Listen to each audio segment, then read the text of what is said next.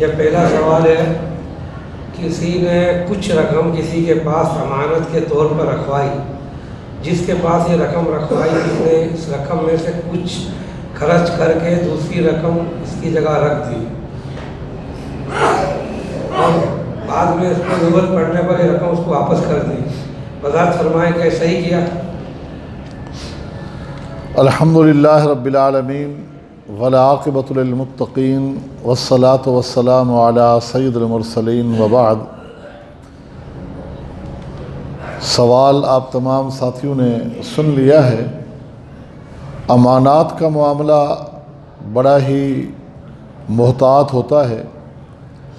لہٰذا اگر بطور امانت کوئی چیز اس طرح رکھائی جائے اور آگے والے کو اس کو استعمال کی ضرورت پڑتی ہے تو اس کو چاہیے کہ اگلے کو بتائے، اس سے اجازت لے کہ آپ کے مطالبے پر آپ جب بھی چاہیں گے آپ کی امانت آپ کے حوالے کر دی جائے گی، لیکن وقتی طور پر آیا میں اسے استعمال کر سکتا ہوں یا نہیں، بغیر اجازت کے استعمال نہیں کرنا چاہیے۔ یہ دوسرا سوال، ٹی وی ہو یا اس میں سوراخ ہو تو اس پر مسح ہو سکتا ہے؟ جرابوں کا پھٹا ہوا ہونا مقدار دیکھا جائے گا، اگر پاؤں کا ایک خاصا حصہ اس سے ظاہر ہوتا ہے تو پھر تو کسی شکل میں مسح نہیں، لیکن چھوٹے موٹے سوراخ اس پر ہو جانے سے مسح متاثر نہیں ہوتا اور وہ جرابوں ہی کے حکم میں کہلائیں گی، لہٰذا اگر اس میں چھوٹے موٹے ایک نہیں دو تین سوراخ بھی ہو جائیں تو مسح کیا جا سکتا ہے۔ البتہ ایک بڑا حصہ جس سے پاؤں کا ایک خاصا حصہ ظاہر ہو جاتا ہے تو پھر اس پر مسح نہیں کیا جائے گا۔ موزے اور جراب میں کیا فرق ہے؟ ہماری زبان میں لفظ موزہ اور جراب ہم ایک ہی معنی میں استعمال کرتے ہیں، عربی زبان میں بڑی وسعت ہے، انہوں نے تو ایک ایک چیز کے کئی کئی نام معمولی سے فرق کے ساتھ علیحدہ علیحدہ نام بیان کیے ہیں۔ تو ان کے ہاں جو چمڑے کا موزہ بنا ہوا ہو تو اس کے لیے جو لفظ خفوف کا استعمال ہوا ہے، خف کا استعمال ہوا ہے، اس کو عموماً موزے کے معنی میں لیا جاتا ہے، اور اگر کپڑے یا دھاگے سے بنا ہے تو اس کو جوربین کے الفاظ سے نوازا گیا ہے۔ تو لہٰذا جس علت کے پیش نظر چمڑے کے موضوع پر مسح کی اسلام نے اجازت دی ہے، بعین ہی وہی علت یہاں بھی درکار ہے کہ اگر کپڑے یا دھاگے کے بنے ہوئے موزے ہوں تو سنن ابی داؤد کے اندر جوربین کے الفاظ بھی موجود ہے، یہ موجود نہ بھی ہوں، وہی روایات جن کے لیے لفظ خف استعمال ہوا ہے، یعنی چمڑے کے جو موزے اس وقت پہنے جاتے تھے، ان پر مسح کی اجازت اللہ کے پیغمبر علیہ السلام کی طرف سے، اور خود عمل بھی وہی دلیل ہے کہ موزہ کسی نوعیت کا بھی ہو، چاہے کپڑے کا ہے، دھاگے کا ہے، چمڑے کا ہے، حکم سب کا ایک ہی ہوگا۔ اچھا، ایک سوال آیا ہے کہ سری نماز میں کچھ لوگ باجماعت نماز میں سورہ فاتحہ اور دوسری صورتیں پڑھتے ہیں اور کچھ لوگ خاموش رہتے ہیں، درست طریقہ کون سا ہے؟ سری نماز میں جماعت کے ساتھ؟ جماعت کے ساتھ۔ جی۔ نبی علیہ الصلاۃ والسلام کا جو ایک فرمان ہے سنن نسائی وغیرہ میں، اس سے یہ واضح ہوتا ہے کہ آپ علیہ السلام نے فرمایا کہ جب میں جہراً نماز پڑھوں، اونچی آواز سے تلاوت کروں، تو تم اس وقت سورہ فاتحہ کے علاوہ اور کچھ نہ پڑھا کرو، جس سے ثابت ہوتا ہے کہ سورۃ الفاتحہ کے بعد کی جو صورت ہے اس کی ممانعت صرف جہری نمازوں میں ہے، اور علت بھی آپ نے بتائی کہ قرآن کی منازعت، کہ قرآن گویا کہ مجھے محسوس ہوا جیسے مجھ سے چھینا جا رہا ہے۔ سری نمازوں میں امام کے پیچھے سورہ فاتحہ کے ساتھ دوسری صورت بھی پڑھنی ہے، پہلی 2 رکعتوں کے اندر سورۃ الفاتحہ تو پڑھنی ہی ہے، کیونکہ اس کے بارے میں تو تو نبی علیہ السلام کا ایک عام حکم آ گیا کہ کوئی بھی نماز ہو جس میں سورہ فاتحہ نہیں پڑھی جاتی وہ نماز نہیں ہوتی، وہ تو ہے ہی، اور کفایت کے لیے اگر دیکھیں تو سورۃ الفاتحہ ہی کافی ہے، اگر پڑھ لی گئی تو نماز ہو جائے گی۔ لیکن آگے جو حکم ہے وہ استحبابی امر ہے کہ سورۃ الفاتحہ کے بعد والی سورت جو ہے وہ پہلی 2 رکعتوں میں امام کے پیچھے پڑھی جائے گی، سری نمازوں میں۔ نماز جنازہ کے درمیان جب 2 تکبیریں نکل چکی ہوں تو اپنی باقی نماز کیسے پوری کرے گا؟ نماز جنازہ اگر ہو رہا ہے 1 یا 2 تکبیریں نکل چکی ہے، آدمی 2 یا 1 تکبیر میں شریک ہوا ہے، اس بارے میں امام مالک نے 2 قول نقل کیے ہیں۔ ایک قول سیدنا عبداللہ بن عمر کا ہے اور ایک امام اوزاعی کا ہے۔ عبداللہ بن عمر رضی اللہ عنہما کا قول تو یہ ہے کہ امام کے ساتھ سلام پھیر دیں، آپ کا جنازہ ہو گیا، اور امام اوزاعی کا قول یہ ہے کہ نہیں، نبی علیہ السلام کا جو فرمان ہے کہ نماز جب ہو رہی ہو، جماعت جب ہو رہی ہو،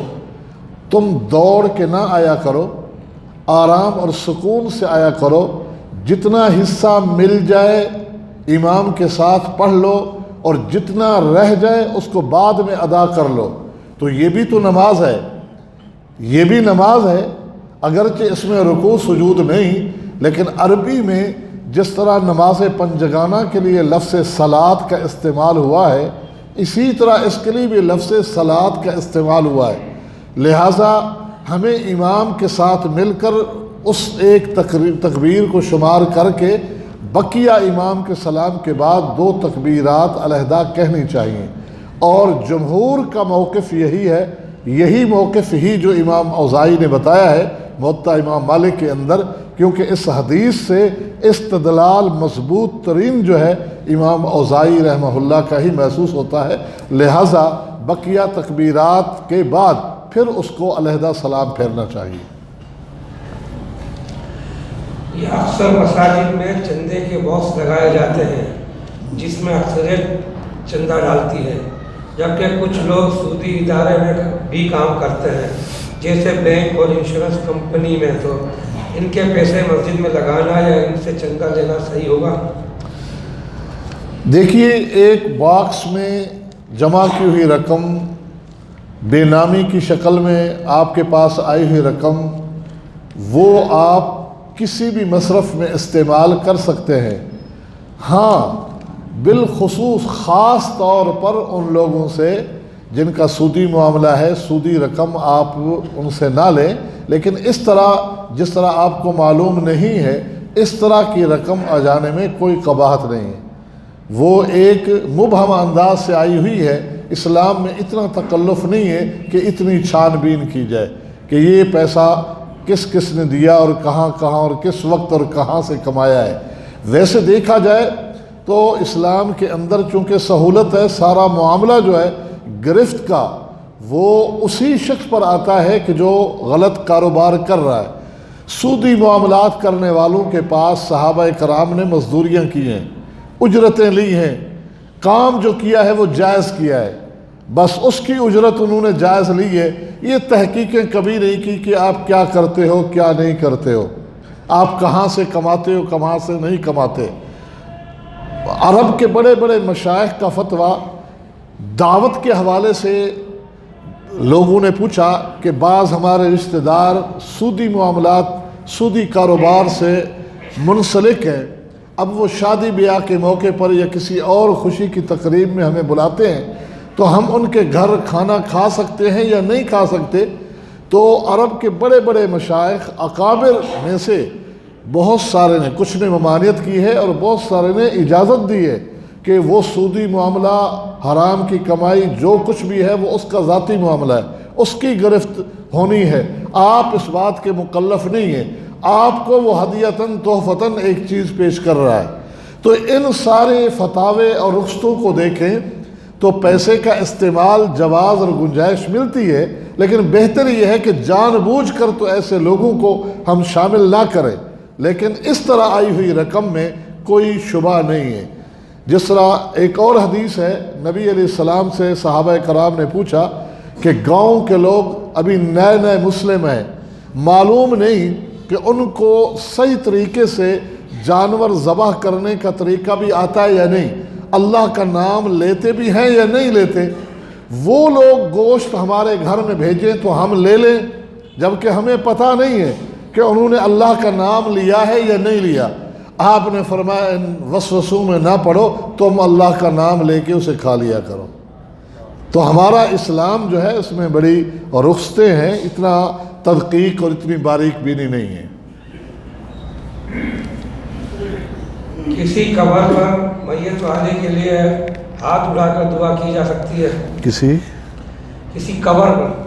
کسی قبر پر ہاتھ اٹھا کے دعا کرنے کا ثبوت جامع ترمذی میں امام ترمذی نے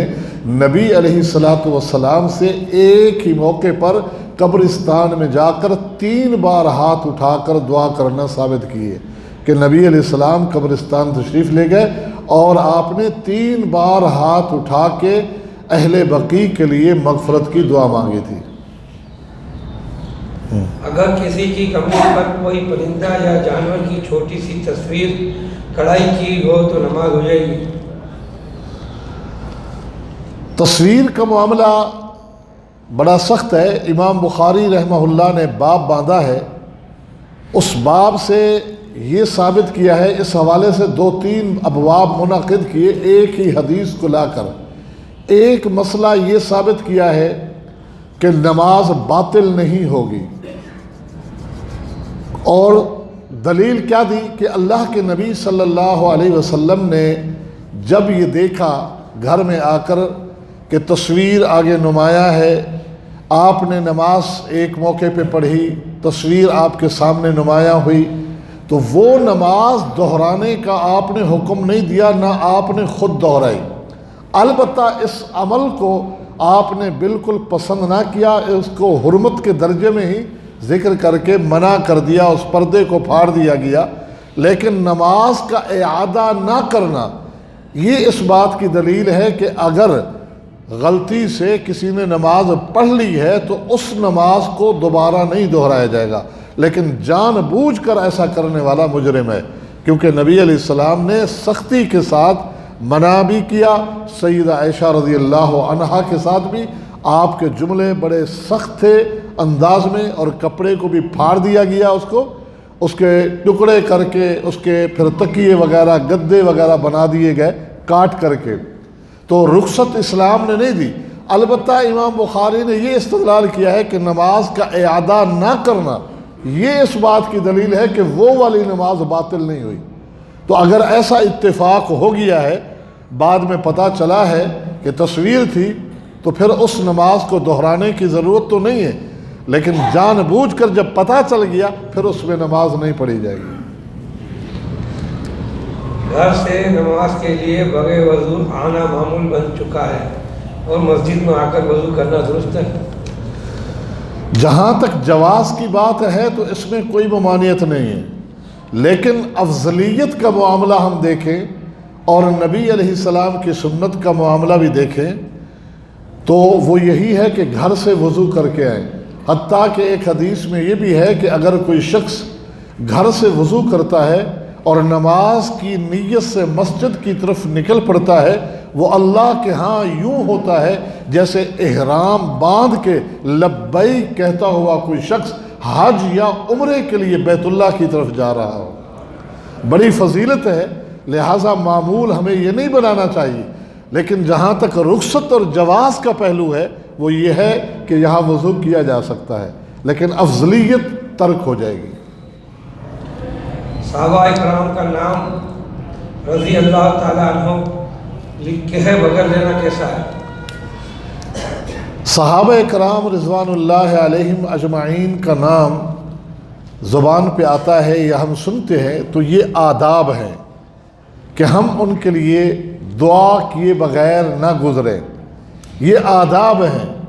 اگر کوئی معمول بناتا ہے ان آداب کو ترک کرنے کا تو وہ گناہ کے زمرے میں آئے گا، جس طرح کہ اہل علم اور مفتیان کے یہ فتاوے ہیں کہ ترک اولیاء جو اولا اولا چیز کو مسلسل ترک کر دینے سے بھی انسان جرم کی طرف بڑھ جاتا ہے۔ لہٰذا ایسا معمول بنا لینے والا تو گناہ کے زمرے میں آئے گا، لیکن کبھی اتفاقاً کبھی کبھی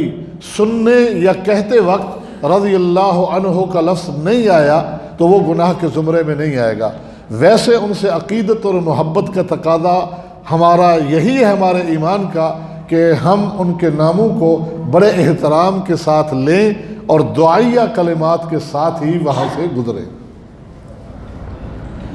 اصحاب الکہف کا واقعہ قرآن مجید میں ہے، اس واقعے میں اصحاب الکہف کے کتے کا بھی ذکر ہے، کیا یہ کتا بھی جنت میں جائے گا؟ کچھ بحثیں ایسی ہیں جن کو ہم لا یعنی کہیں۔ شریعت نے جو بحثیں کی ہیں، جن چیزوں کو ذکر کیا ہے،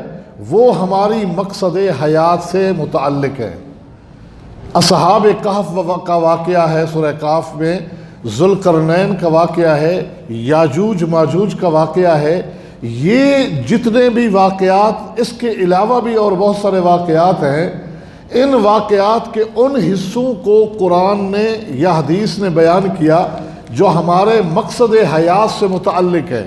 جو مقصد حیات سے متعلق نہیں ہے، قرآن و سنت نے ان چیزوں کو ترک کر دیا ہے، تو لہٰذا ہمیں بھی اسی اسلوب کو اپنانا چاہیے جو قرآن و سنت کا اسلوب ہے، کہ ان مباحث میں پڑھنے کی ضرورت نہیں ہے۔ بہت ساری بحثیں اس حوالے سے ہیں، جائے گا پھر نکالا جائے گا، ختم کر دیا جائے گا، حلیہ بدل دیا جائے گا، اس کو کوئی اور ذات اس کی بدل دی جائے گی، یا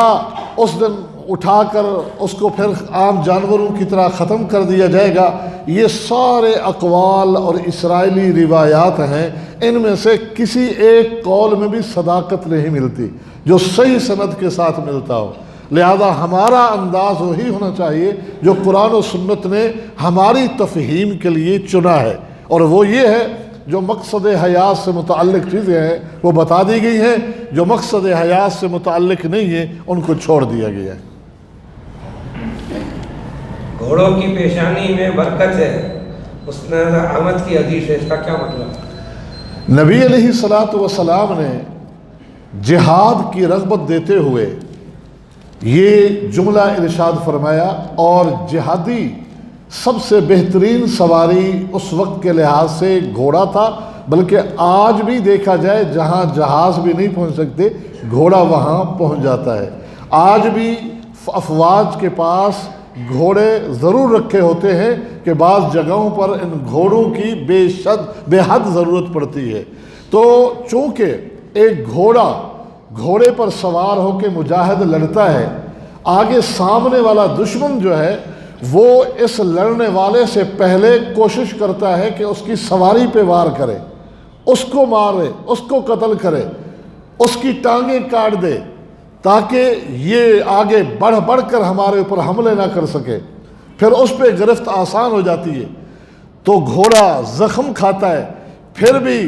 اس مجاہد اور سواری کو ساتھ لے کر آگے بڑھتا ہے جہاں وہ اس کو ساتھ لے کے جاتا ہے، اور پھر مجاہد فتح پا کے مال غنیمت کو حاصل کر کے لاتا ہے، جس مال غنیمت کو بابرکت مال قرار دیا گیا ہے۔ اس کا حصول اسی جہاد کے ذریعے، اور جہاد میں فتح اور کامیابیوں میں اس سواری کا عام استعمال تھا، تو اس لیے نبی علیہ السلام نے اس طرف ترغیب دیتے ہوئے یہ ارشاد فرمایا، اور فرمایا یہ کہ یہ معقود الی یوم القیامہ ہے، اس برکت کو قیامت تک اللہ نے رکھ دیا ہے، یعنی جہاد کا معاملہ قیامت تک رہے گا اور وہ بابرکت ہے۔ شیخ صاحب، یہ نماز جنازہ کی تکبیرات کا جو ذکر ہوا ہے جو رہ جائیں گی، تو وہ سلام کے بعد پڑھی جائیں گی یا پہلے پڑھی جائیں گی؟ سلام نماز جنازہ کی بقیہ تکبیرات، امام جب سلام پھیر لے گا تو مقتدی جس کی تکبیر 1 یا 2 رہ گئے وہ سلام نہ پھرے عام نماز کی طرح، وہ اپنی تکبیرات کو مکمل کر کے پھر سلام پھیرے گا۔ سبحانک اللہم و بحمدک، اشہد ان لا الہ الا انت، استغفرک و اتوب الیک۔